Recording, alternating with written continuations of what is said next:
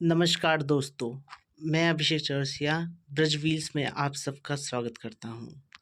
आज के दिन हम जानेंगे कि इंडियन रेलवेज़ ने अपने सबसे सक्सेसफुल लोकोमोटिव WAP-4 का प्रोडक्शन क्यों बंद किया।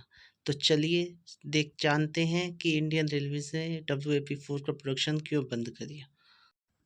तो इसका पहला रीज़न है इंडियन रेलवेज़ के कोचेज़ का इलेक्ट्रिफिकेशन। जैसा कि आप जानते हैं कि इंडियन रेलवे अपने रेक्स को रिप्लेस कर रही है और अपने पुराने ICF कोचेज़ के रिप्लेसमेंट में नए LHB कोचेज़ को लगा रही है।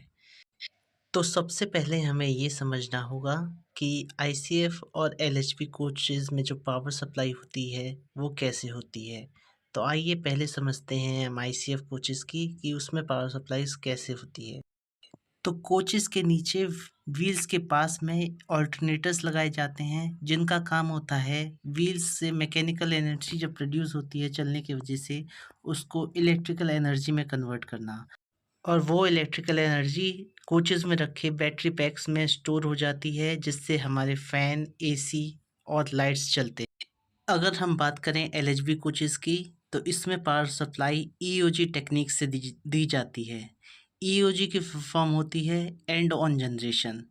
एंड ऑन जनरेशन एक ऐसी टेक्निक है जिसमें हमारे ट्रेन्स के आगे और पीछे के साइड 2 पावर कार लगाए जाते हैं जिसमें डीजल जनरेटर रखे होते हैं, और इन डीजल जनरेटर के चलने से ही बिजली प्रोड्यूस होती है और हमारे कोचेज़ में पावर सप्लाई होती है।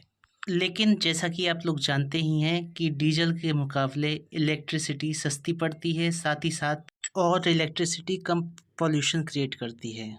इसलिए रेलवे ने ये डिसीज़न लिया कि अब रेलवे EOG की जगह HOG टेक्निक यानी कि हेड ऑन जनरेशन टेक्निक का यूज़ करेगी।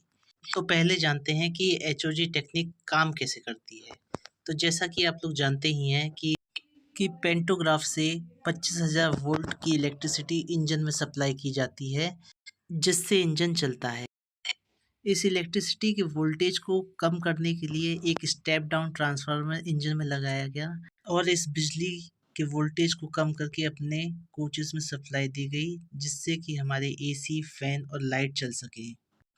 लेकिन ये जो HOG टेक्निक है जिसमें इंजन से ही डायरेक्ट कोचेज़ को बिजली सप्लाई की जाती है, वो सिर्फ़ और सिर्फ WAP-5 और WAP-7 में ही अवेलेबल थी।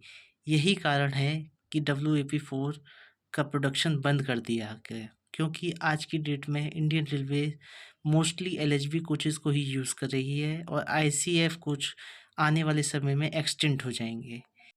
तो यही कारण था जिस वजह से इंडियन रेलवे ने अपने सबसे सक्सेसफुल लोकोमोटिव WAP-4 का प्रोडक्शन बंद कर दिया। अगर ये वीडियो आपको अच्छी लगी हो तो इस वीडियो को लाइक करें और हमारे चैनल को सब्सक्राइब करें। धन्यवाद।